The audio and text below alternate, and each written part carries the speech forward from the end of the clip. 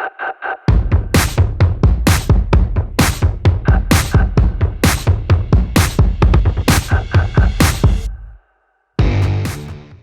gonna show you guys the way I do my chicken. One of my favorite ways of cooking chicken. So I got these two birds here, and this is probably the cheapest way you can save some good money doing it this way too. Is this neck still attached? It sure is. A good nice handle. All right, you got the spine right here. So you can use scissors or you can use a knife. I'm gonna go right along the side. I need a sharper knife. You know what? Stand by. Let me bring my scissors. All right, guys. Thank you for waiting. Here, I got the scissors now. Just cut right through it. Come to this side. Cut all the way to the back. Piece of cake. Piece of cake. There it is. Here's el pájaro. Now what you want to do is come right here on the side. On this seam right here. Just get a little bit. Turn this bad boy over. Just push down. Just break it right open. Don Sazon.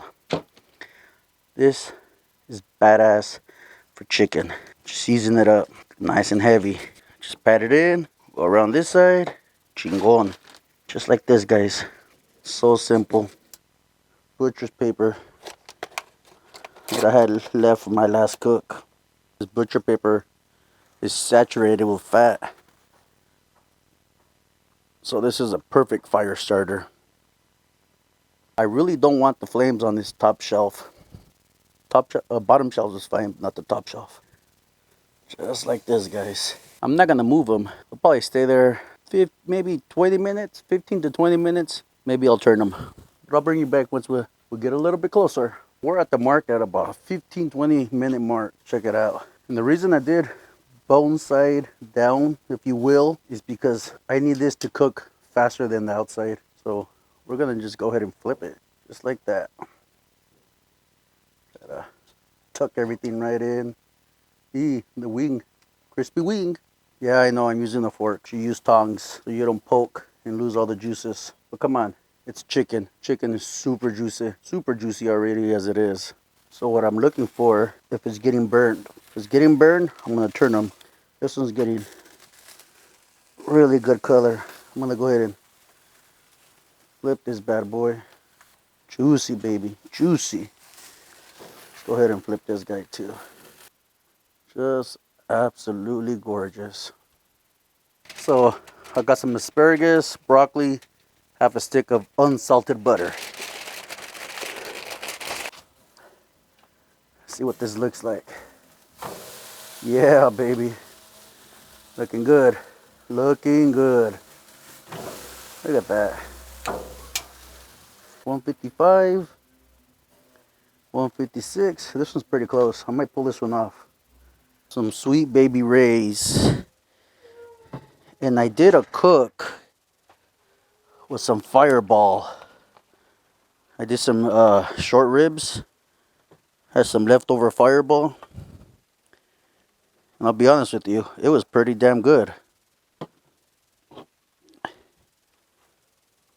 So, I don't know, a couple tablespoons, a couple of ounces of Fireball.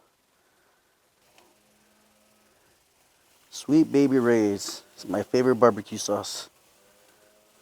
You guys can put what you guys want. Make it your own. Can you guys see? Because I can't see a damn thing. We're almost there. We're so close, guys. 150.